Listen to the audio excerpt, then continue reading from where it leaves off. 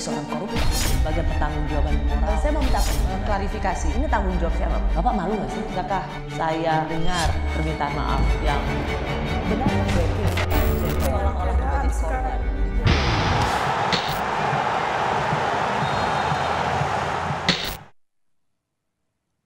Selamat malam saudara, Anda menyaksikan Rosi bersama saya Friska Clarissa. Duel Timnas Indonesia versus Arab Saudi di laga perdana Grup B babak 4 kualifikasi Piala Dunia 2026 zona Asia sangat krusial. Timnas tapi harus menelan kekalahan dengan skor 3-2 untuk Arab Saudi. Lalu mampukah anak asuh Patrick Kluivert bangkit dan membuktikan mimpi ke Piala Dunia belum padam? Malam ini saya sudah mengundang ada komika dan pencinta sepak bola Afif Safi. Hai Afif, selamat malam. Malam, Famos. Saya tuh mau menjawab agak-agak semangat tapi agak-agak lemes ya nggak sih, Fir? Masih ada atmosfer kekalahan soalnya. Iya betul sih, benar-benar. Famos apa sih? Famos. Ayo. Oh, maju. Masa ayo apa dulu nih? Fandi. Oh, gitu. Udah sapa dulu deh. Berikutnya ada pengamat sepak bola Roni Pangemanan. Bung Rapan. Siap.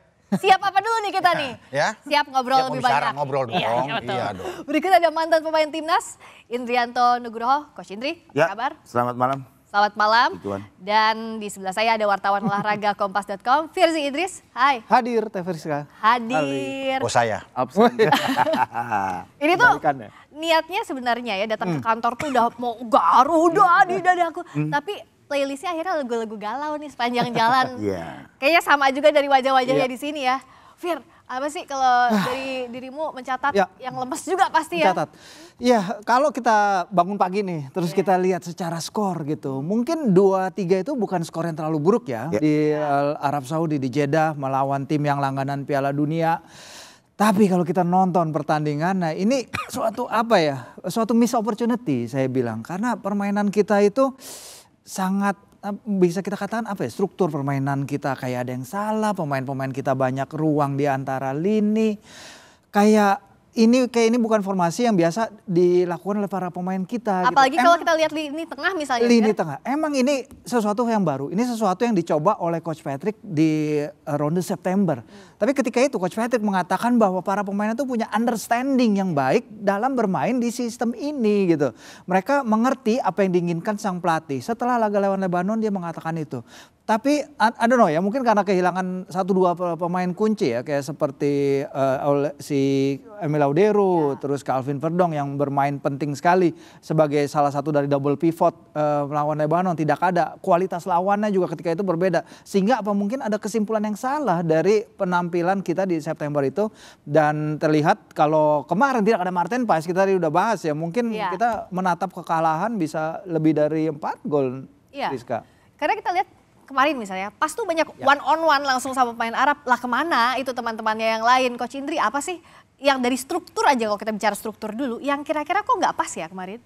Kalau saya lihat kemarin secara formasi itu udah patronnya kan 4-3-3. Tapi kalau mau coba-coba ya bulan September. Ya, September. September itu 2 pertandingan lawan Taipei sama Lebanon. Itu coba-coba mau si Verdong taruh di double pivot atau pakai 3 belakang lagi. Ini yang harus disampaikan juga. Tapi kemarin kan udah masa krusial, ini pertandingan hidup mati buat kita, tapi masih ada coba-coba. Ini kan juga kalau kita sebagai pemain, mantan pemain ya sekarang ya, maksudnya ya kita lihat udah nggak ada gregetnya lagi, apalagi di tengah. Udah nggak ada kontribusinya menurut saya kemarin. Jujur. Terus kenapa Miliano Jonathan ditaruh di nomor 9? Padahal sebenarnya Ole mampu. Setelah Ole masuk, permainan berubah. Jadi ya nggak tahu lagi nih apa yang harus dilakukan lagi gitu loh. Gitu ya. Di tengah kita yang agak-agak menggebu-gebu, ada yang senyumnya paling kalem tuh kayak tuh. Bung Rapan. Yes. Bagaimana nih? Ya. Masih tetap optimis kalau kita lihat dengan Optimis permainan. apa dulu ini? Ya buat lanjut ke Piala Dunia lah. Loh, tetapi kita harus optimis, nggak boleh pesimis dulu. Tapi kan kemarin harus dievaluasi dong. Oh kemarin, pasti, kalau evaluasi apa setiap sih itu harus ada. beberapa yang kemarin harusnya bisa lebih baik lagi kita tuh? Ya, saya sebenarnya ketika lihat starting 11 itu, yang tadinya saya agak kenyang langsung lapar lagi saya lihat. Kenapa tuh? Kenapa ya? Yang tadinya saya ini haus, kenapa? Di luar dugaan saya lihat, kok begini ya yang main. Ya apalagi begitu dilihat 6 pemain ini yang tidak dibawa, karena harus nonton. Iya. Kan cuma 23 sesuai dengan regulasi. Iya. Kok di situ ada Nathan Cho ya? Iya. Saya juga agak sedikit terkejut kok bisa begini. Padahal ini pemain paling yang saya andalkan. Kalau kita bicara di tengah ya, Ya betul. Iya. itu kehilangan. Dia itu dapat menit bermain selalu di Willem II Tilburg. Hampir selalu bermain. Tapi kemudian dia nggak ada di situ. Padahal kita butuh pemain tengah yang oke. Bahkan saya pikir begini kemarin. Kalau bermain dengan 4-3-3, struktur permainan, kalau Nathan Cho ada di situ bersama dengan Joe Pelupesi dan Tom Haye, itu akan kuat. Satu bisa mengatur ritme permainan, ada dua yang bisa bertahan dengan kuat, berebut bola dengan baik. Karena kita juga bukan apa, kalau bermain dengan 4-2-3-1, 4-3-3 bukan hanya menyerang melulu yang tadi pikirkan. Kita ini kan pertandingan tandang. Ya. Itu harus diingat. Defend. Bermain di hadapan publik Arab sendiri. Persis. Jadi saya pikir, kalau bermain dengan 4-3-3 boleh lah. Ya. Tetapi ada pemain yang kuat di depan Jai Ises dan Kevin Dix. Ya. Nah itu ada Nathan. Saya pikir Nathan ada di sana. Karena Ternyata lepas tidak ada posisi. tidak ada, bahkan tidak ada di bench. Ya. Kalau melihat juga di FIFA Match Day kemarin melawan Taiwan, dia kan bermain bagus. Iya. Ya.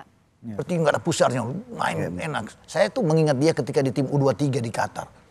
Dia bermain dengan luar biasa kan, di STY zaman itu. Nah ketika dia nggak ada itu yang membuat saya kok jadi lapar saya lihat kan.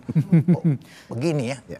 Jadi sudah ada, tapi tetap kita optimis dong. Ya. Tetap, semoga bisa menang apalagi dengan gol penalti dari Kevin Dix kan, Ya. baru menit 11. Sebenarnya ini ada harapan, tapi kan masih di menit-menit awal memang masih panjang. Ya. Ya. Tetapi dalam komposisi struktur itu yang saya bicara. Mungkin saja Beckham ya, kita tidak perlu untuk membuli Beckham sebenarnya. Ya, ini pemain yang oke. Cuma dalam pertandingan kemarin dia di underperform, jadi off. Ya, tapi memang dia menurut saya bukan untuk dipakai di starting 11 untuk pemain inti. Dia spesialis untuk super sub. Ya. Ketika lawan Cina di GBK, dia bermain bagus sekali sebagai super sub. Ketika itu dicoba lawan Jepang, dia masuk di starting 11 dia bermain drop. Dan ini tidak belajar Patrick Kluivert melihat ini. Untuk apa saya memasang pemain, kemudian ditarik di babak kedua? Kan mubazir gitu loh. Saya memasang pemain sesuai dengan bahwa ini pemain yang bagus, yang tidak akan digantikan. Kalaupun digantikan di menit 90 injury time lah atau menit 80. Tapi kemudian saya tarik dan pemain-pemain itu yang bermain di bawah underperform termasuk Yakob Sayuri kan ada dipertanyakan. Sayang sekali Ya, kemarin. bukan mereka jelek, cuma dalam pertandingan kemarin mereka memang off.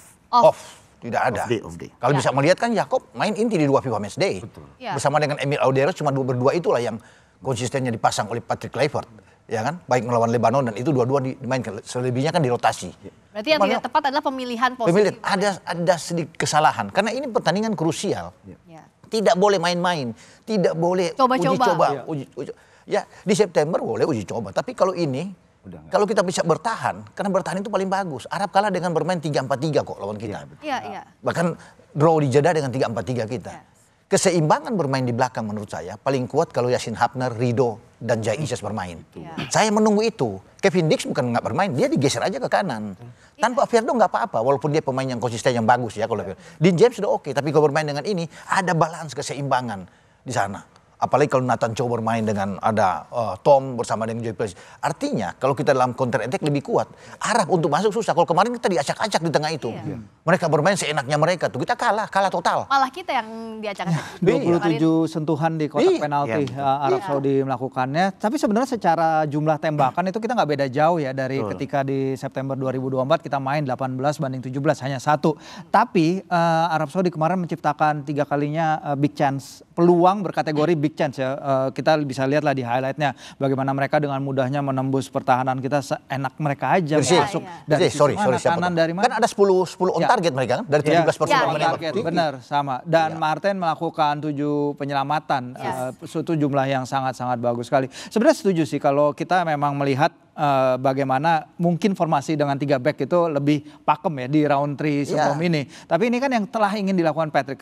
Patrick juga mengatakan di September itu bahwa ini adalah sesuatu yang dia udah rencanakan, yaitu mengubah formasi jadi 4-2-3-1. Sebenarnya pada dasarnya formasi 4-2-3-1 atau 4-3-3 itu sebenarnya it can work kalau misalnya lini tengah memberi perlindungan juga ke lini belakang. Kalau ini kan bablas. Masalahnya kalau kita lihat average position yang diambil Joey dan Mark itu sering tumpang tindih mereka.